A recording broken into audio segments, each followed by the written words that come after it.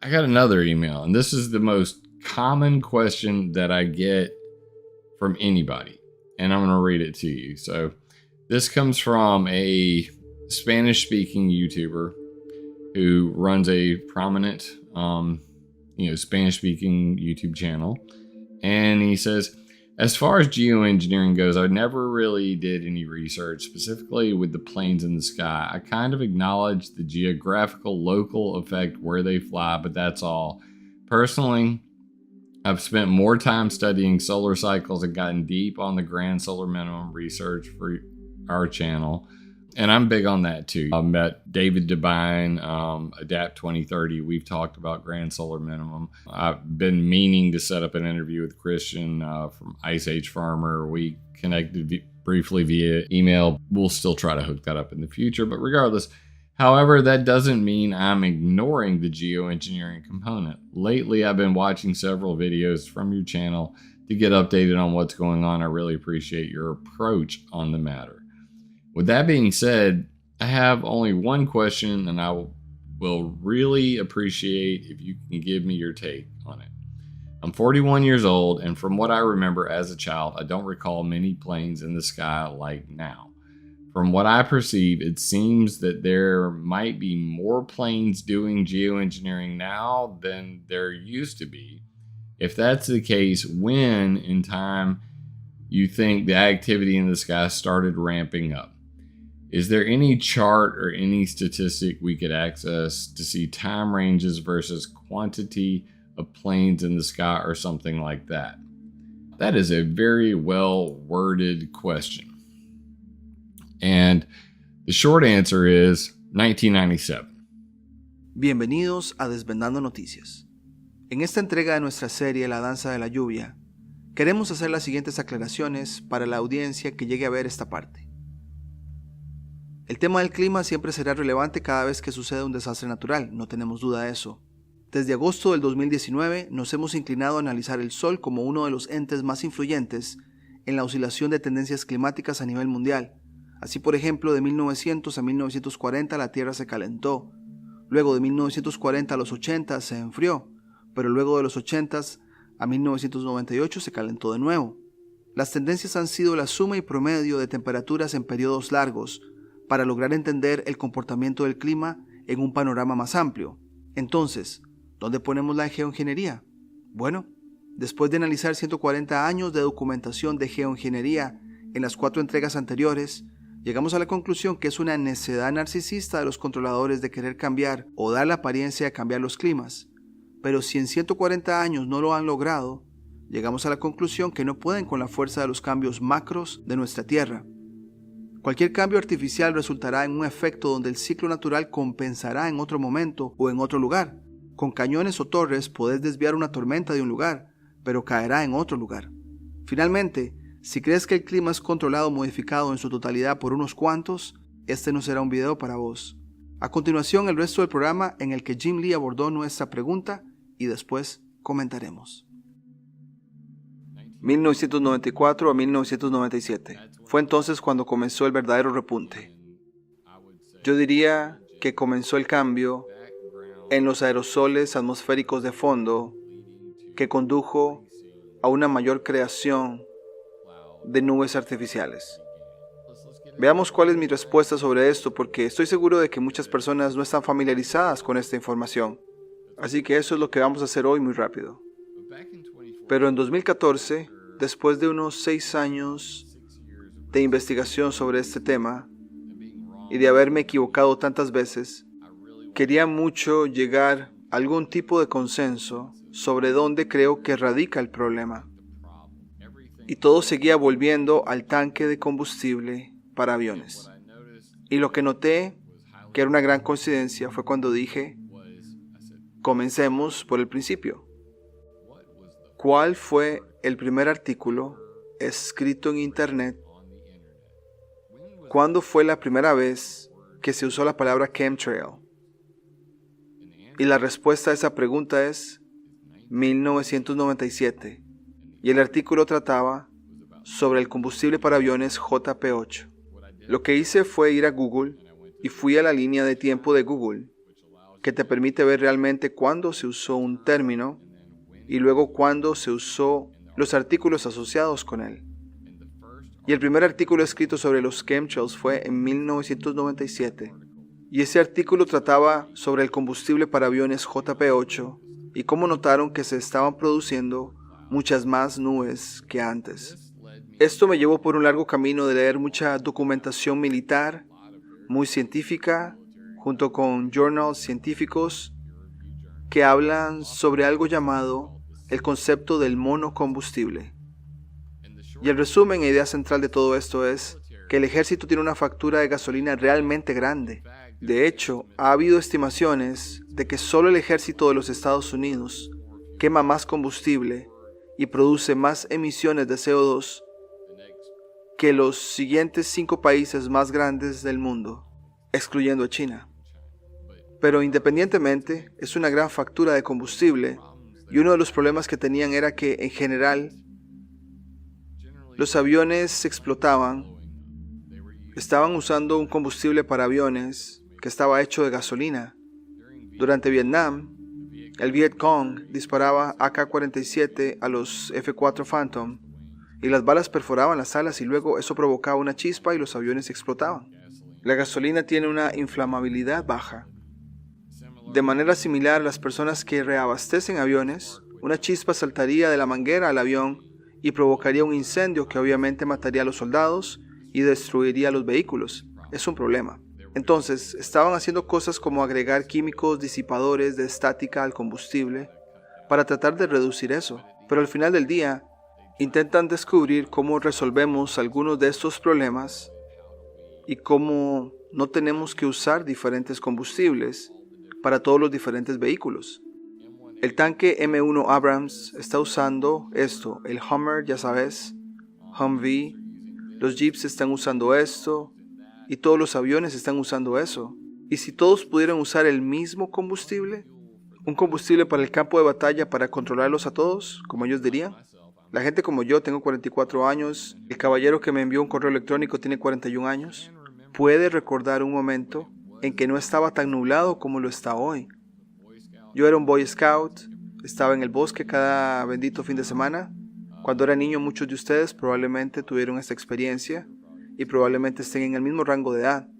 Tal vez algunos de ustedes ya saben, millennials o cualquier generación Z, como sea que los llamen ahora. Tal vez algunos de ustedes han experimentado esto, pero cuando llegaba a casa mi abuela me estaba cuidando. Mi papá estaba trabajando, dijeron que nos largáramos de la casa. La hora de la cena es a tal hora, hasta luego. Estábamos afuera, así que yo estaba constantemente afuera mirando los cielos azules y mirando las hermosas nubes hinchadas, pequeñas nubes felices como algunas las llamarían.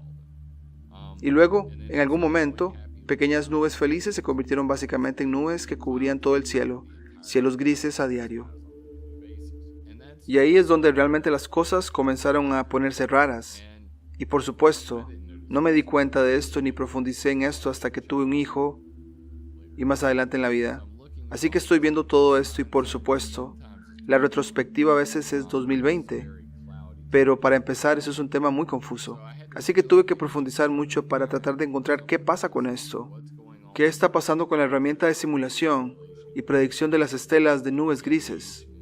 La herramienta de diseño ambiental de la aviación.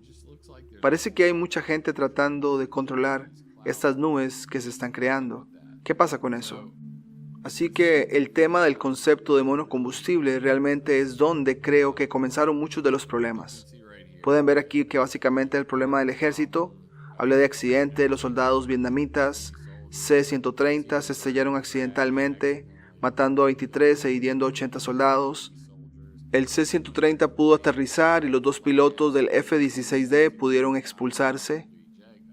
Desafortunadamente el F-16D dañado se estrelló contra 2 Starlifters C-141 en la pista. 500 paracaidistas murieron en la bola de fuego que se atribuyó en gran parte al uso de JP-4 en los 3 aviones. Esto no es para reírse en absoluto. La gasolina es explosiva y esa es una especie de génesis de todo el concepto de monocombustible. El problema del ejército tenía que ver con D2, que es combustible diésel F-54. En la década de 1980, los tanques M1 Abrams desplegados en Alemania no arrancaban cuando hacía demasiado frío. Aparentemente, cuando el D2 se enfriaba demasiado, se formaba cera en los tanques de gasolina y las líneas de combustible. La solución denominada mezcla de combustible M1 fue mezclar combustible diésel F54 con JP4 o JP8 y llamarlo NATO F65. Así que ya pueden ver que los tanques M1 Abrams en Alemania no estaban funcionando muy bien con este combustible diésel porque tienen parafinas y eso aumenta el movimiento. Entonces, el concepto de monocombustible se implementó por primera vez en diciembre de 1989, cuando se utilizó JP5 como monocombustible durante la operación Causa Justa en Panamá. En 1990, el Departamento de Defensa implementó el concepto de monocombustible al proporcionar Jet A1, que era JP8, sin sus 3 aditivos de combustible obligatorios, para las 3 fuerzas estadounidenses de la operación Desert Shield y Desert Storm. Durante esas operaciones, algunas unidades de la Fuerza Aérea se ubicaron en bases en las que solo se disponía de JP4, que no podía usarse en vehículos y equipos terrestres. Algunas unidades del ejército solicitaron combustible diésel en lugar de JP8 porque JP8 no producía humo aceptable en los generadores de humo del sistema de escape M1 Abrams. Para aquellos que no saben qué es eso, que básicamente tienen esos lanzadores de humo en los tanques para que puedan oscurecer la visión de los oponentes enemigos, entonces el combustible juega un papel en eso, y el JP8 simplemente no estaba cortando la mostaza, lo que habría reducido sus preocupaciones iniciales sobre el uso de combustibles de aviación en vehículos y equipos terrestres. A pesar de esos problemas, este rango militar se consideró un éxito. Pero luego continúan hablando en profundidad al respecto, y el coronel del ejército de los Estados Unidos, James E. Wright, escribió un artículo titulado ¿Cuáles son los impactos en la seguridad nacional para que el Departamento de Defensa cumpla con los requisitos de combustible de movilidad en la Ley de Aire Limpio de 1990? Y está hablando específicamente de las limitaciones de azufre. Ahora, si sos un camionero, sabrás exactamente de lo que estoy hablando, sobre el monitoreo de la producción de azufre de tu combustible diésel en tu camión, en tu tractor con remolque. Aparentemente es un gran problema. Conozco un par de camioneros que se quejan por esto bastante. Pero a pesar de lo que dice, curiosamente, dada la capacidad de los militares de decir al diablo con la EPA, el buen coronel optó por promover el uso de combustibles con bajo contenido de azufre en el futuro para liderar el mundo en mantenerlo limpio. Tras el cambio de JP8 en 1988, el Laboratorio de Investigación de la Fuerza Aérea realizó pruebas con un nuevo tipo de aditivo de combustibles en 1989. El aditivo de estabilidad térmica a alta temperatura HITS fue diseñado para hacer que JP8 funcione como JPT, un combustible especial en aviones espía de alto vuelo. Aviones como el U-2, en ese momento JP8 estaba alrededor de 61 centavos por galón y JPTS costaba alrededor de 3,25 por galón. Quiero decir que es alucinante en sí mismo que pudieras obtener combustibles para aviones JP8 por 61 centavos por galón en 1989. El combustible más caro para el avión espía U-2 es prácticamente lo que estamos pagando por gasolina regular hoy en día. El aditivo HITS del Laboratorio de Investigación de la Fuerza Aérea brindaría todo el rendimiento de JPTS por unos pocos centavos adicionales por galón. Entonces básicamente podrían tomar este aditivo, el aditivo de estabilidad térmica a alta temperatura, y agregarlo a JP8, y lo llamaron JP8 más 100. Y en realidad solo costaría, digamos, 80 centavos por galón, en lugar de gastar 3,25 por galón. Entonces, puedes ver que este concepto de monocombustible en papel desde la perspectiva militar tiene sentido, pero ¿había una agenda oculta? ¿Agenda secundaria? ¿Habría más en la historia de eso? Así que indagué un poco más. La investigación de propulsión podría revolucionar el combustible para aviones. El desarrollo de un aditivo de combustible de flujo frío puede reducir los costos operativos de las aerolíneas comerciales. Dirección de propulsión del laboratorio de la Fuerza Aérea. División de motores de turbina, rama de combustibles, base de la Fuerza Aérea, Wright-Patterson. Y hablan del JP8 más 100 LT para baja temperatura. Básicamente aquí en este lado se muestra que este es JP8 congelándose y luego este es JP8 más 100, el crecimiento de cristales congelándose, y como pueden ver las partículas de hielo son más pequeñas. Ahora bien, esto es interesante porque cada vez que se crean estos aditivos para hacer partículas más pequeñas, sería lógico pensar que el escape quemado también produciría partículas más pequeñas. Y las partículas más pequeñas permanecen en el aire por más tiempo. Por lo tanto, una acumulación gradual en la atmósfera superior de dichos productos químicos. Pero para atar un lazo en esto, realmente quería tratar de entender hacia dónde se dirigía esto. Básicamente dice, de acuerdo con el artículo titulado JP8 más 100, el desarrollo de combustible de alta estabilidad térmica para aviones, fechado el 13 de octubre de 1997, ahí está ese número nuevamente, más de 1000 aviones de la Fuerza Aérea de Estados Unidos ya estaban usando el HITS, cargado JP8 más 100, y el ejército planea expandir su uso a todos los aviones para 1999. Así que al final del día, en lo que terminamos es la historia de combustibles para aviones. Durante bastante tiempo los aviones funcionaron con gasolina. En 1988 comienza el concepto de monocombustible. Comienza la conversión de JP4 a JP8. Es por eso que creo que realmente hemos visto este aumento masivo en la nubosidad inducida por la aviación. Este tipo de combustible tiene una producción de metal de carbono negro mucho más alta. Los metales que están en JP8 son mucho más altos que los que están en JP4 y JP5, y ahí es donde realmente está el problema. Entonces, este es el concepto de monocombustible desde el principio hasta la finalización, hasta la primera vez que se usó la palabra chemtrail en Internet, y se considera que los que olvidan el pasado lo repiten. Hemos llegado tan lejos desde el primer artículo que usó la palabra chemtrail sobre JP8 que nadie recuerda nada de eso. Y yo teniendo que resolver esto más de una década después. Curiosamente, otros pequeños puntos de la línea de tiempo en el medio comenzaron el concepto de monocombustible en 1988. 1992 fue la patente de siembra estratosférica Wellsback. 1994 comienzan las pruebas del aditivo del más 100 del HITS. 1995 la Fuerza Aérea afirma poseer el clima en 2025. 1996 la conversión a JP8 completa. Marzo de 1997 se llevó a cabo el Simposio de Tecnología de Prueba de Modificación del Clima, donde el Dr. Arnold Burns del laboratorio Phillips, en el laboratorio de investigación de la Fuerza Aérea, básicamente propuso todo lo relacionado con el control del clima en 2025 a la Fuerza Aérea y el Ejército.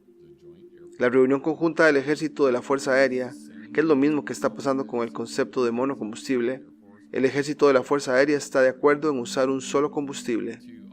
Hasta agosto de 1997, con las propuestas de geoingeniería de Edward Teller del Laboratorio Nacional Lawrence Livermore, y luego finalmente octubre de 1997 el aditivo de más 100 en 1000 aviones de la Fuerza Aérea de Estados Unidos, con la intención de tenerlo en cada avión de la Fuerza Aérea de Estados Unidos para 1999. Y eso también era una cosa de la OTAN. Si realmente lo miras, ¿de qué estamos hablando con la OTAN? Estamos hablando de todos esos países, y la OTAN básicamente tiene esto llamado Grupo de Trabajo de Combustibles y Lubricantes de la OTAN. Básicamente manejan los estándares para todos los combustibles de la OTAN, todos los países de la OTAN. Todos estos diferentes aditivos son necesarios en los diferentes tipos de combustible. Así que tenés antioxidantes, aditivos disipadores de estática, que es una sal de bario, aditivos antihielo, inhibidores de corrosión, desactivadores de metales, aditivos de estabilidad térmica, aditivo de detección de fugas trazador A, y luego biocidas como Biobor y Cazón, que están diseñados para matar los insectos que crecen dentro de las alas, donde guardan el combustible porque es un espacio oscuro y húmedo donde crecen las bacterias. Entonces, por supuesto, también pusieron biocidas en el combustible para aviones. Cuando realmente comenzás a investigar todos estos productos químicos que se utilizan en Jet A1, Jet A, podés ver aquí F-44, F-40, esos son los estándares militares, JP5, JP7, JP8, Jet B, y la lista continúa. Básicamente muestra que esos son los aditivos por tipo de combustible y eso es eso. Estaba investigando qué hay en estas cosas, y cuando empezás a mirar los aditivos reales, es bastante espeluznante porque fui y saqué hojas de datos de seguridad de materiales para casi todos estos. Y cuando realmente empezás a profundizar en ellos, te das cuenta de que muchos de ellos dicen secreto comercial, secreto militar. No hables del clima, es un secreto militar. Así que estos son todos los diferentes tipos de combustible, esos son todos los diferentes aditivos. Justo aquí hay nubes cirros llenas de metales. El informe del IPCC dice que sí. Se estima que las partículas metálicas como el aluminio, el titanio, el cromo, el hierro, el níquel y el bario están presentes en partes por billón según dos estudios de 1975. Y me pareció muy insuficiente. Que el IPCC confíe en estimaciones de 1975 suena como una broma. Así que quise profundizar un poco más y encontré un par de estudios diferentes. Este es absolutamente genial y luego tengo la versión militar. Pero este de aquí, caracterización química de partículas recién emitidas por el escape de un avión usando espectrometría de masas de una sola partícula. Esto es de 2016, no 1975. Los compuestos metálicos detectados estaban todos mezclados internamente con partículas de hollín. Como dije, el combustible para aviones JP8, estos combustibles diésel, incluso el Jet A, todos se queman sucios, gases de escape. Y uno de los elementos de escape sucios es hollín o negro de humo o carbón negro. Estos a menudo se usan indistintamente. Esto se explica en mi presentación, a menudo mal utilizado, pero es una sustancia parecida a la uva que atrae fácilmente el agua. Es una gran semilla de nube. Documento de la doctora Florence Van Straten, 1958, de la Marina de los Estados Unidos. Estaba usando carbón negro para hacer nubes y destruirlas. Así que sabemos que el negro de humo o el hollín es la semilla de la nube a la que se adhiere el agua. No es solo formación de hielo que está colgando allí. Se está pegando a algo que la semilla, la cual es hollín, está llena de metales. ¿Qué metales probablemente te estás preguntando? Los metales más abundantes en los gases de escape eran cromo, hierro, molibdeno, sodio, calcio y aluminio. También detectados en estas partículas que salen de la parte trasera del combustible para aviones, quemado por un avión y medidos con un equipo científico muy preciso. Vanadio, bario, cobalto, cobre, níquel, plomo, magnesio, manganeso, silicona, titanio y circonio. Ahora todos estos son nanopartículas de metal. Estos se están extendiendo por todo el mundo por una suma de alrededor de 150,000 vuelos al día. Durante los últimos 2 años ha habido una marcada disminución en el número de vuelos debido al virus 19. Eso probablemente conducirá a algunos estudios científicos bastante interesantes en un futuro próximo. No puedo esperar para leer el primero que realmente desglosa la disminución en el tráfico de aeronaves y los efectos sobre el clima o la temperatura, el índice UV de lluvia, ese tipo de cosas. Pero de acuerdo con el propio análisis militar de elementos trazados en su documento y de hidrocarburos aromáticos policíclicos del combustible de motores a reacción Jet A, JP5 y JP8, lo que ven aquí es aluminio, dice no detectado en Jet A. Lo encuentro difícil de creer. JP5, 2.144 partes por billón. JP8, aluminio, 9.360 partes por billón. ¿Estamos siguiendo el patrón aquí? Aún más condenatorio.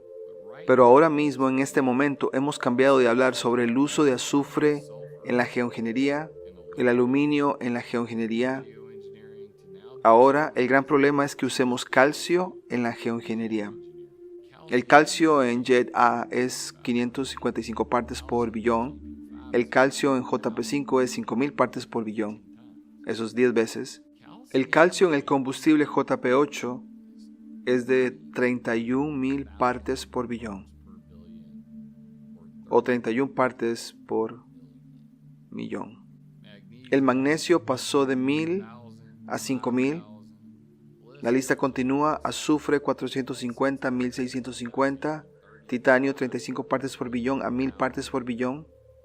Quiero decir, en general, todo está más sucio con el JP8.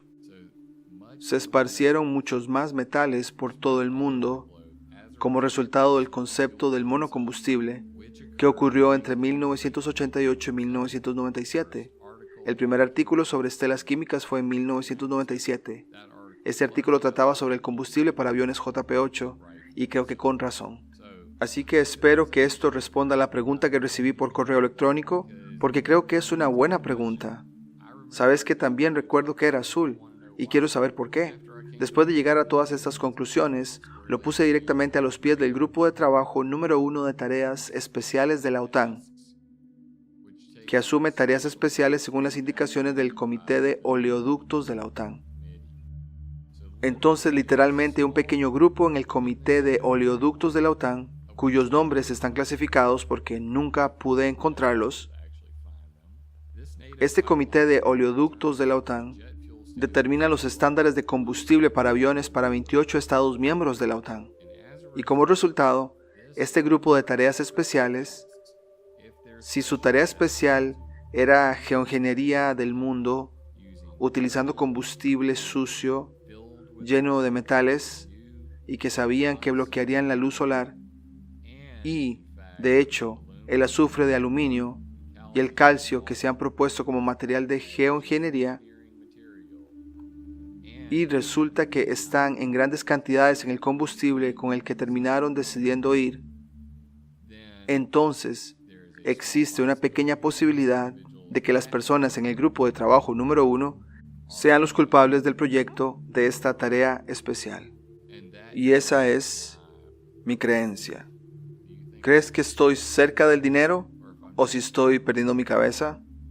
Estoy seguro de que va a haber un montón de gente que tendrá un problema con eso. Mencioné el simposio de tecnología de prueba de modificación de clima, específicamente porque dicen que estas son capacidades actuales a partir de 1997. Y dice muy claramente aquí, modificación de nubes, cobertura de vigilancia. Este es un documento de la Fuerza Aérea de Estados Unidos, del laboratorio Phillips.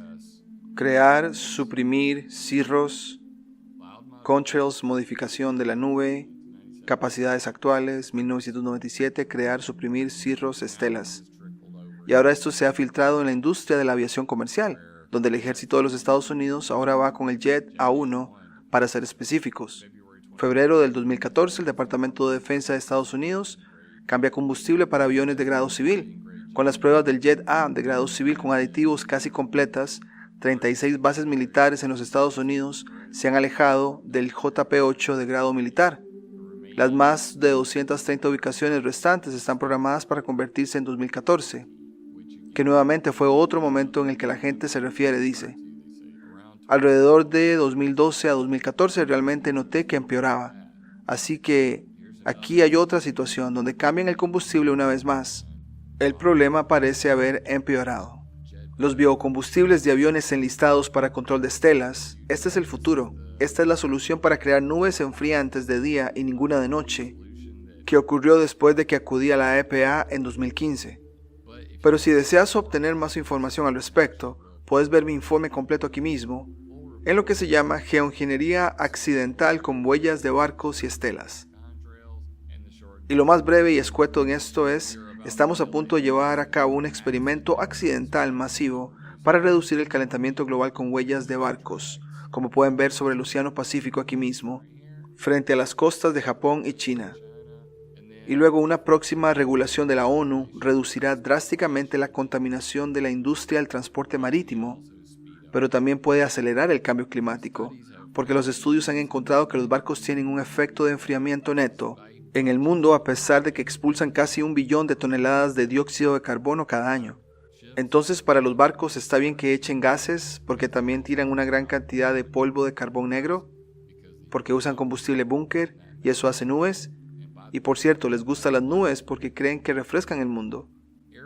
Las estelas de los aviones pueden estar creando geoingeniería accidental 2015. La disipación de la neblina de los gases de escape de los aviones altera la forma en que la luz del sol llega a la Tierra y puede estar afectando involuntariamente nuestro clima.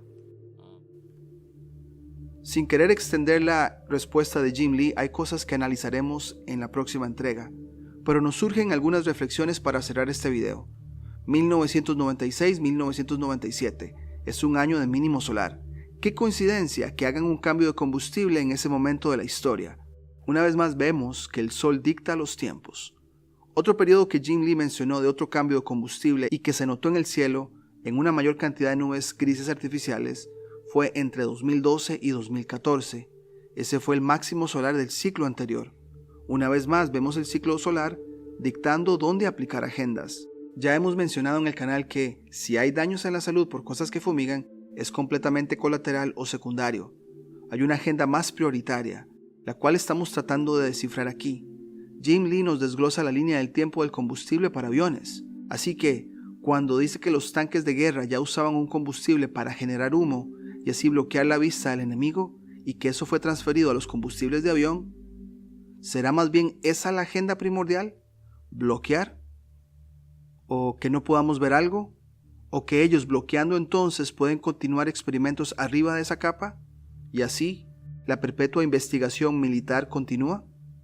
Pero bueno, dejaremos el video por acá, y si tenés algún comentario o aporte que le agregue a esta presentación, ponlo en la barra de los comentarios y nos vemos en la próxima.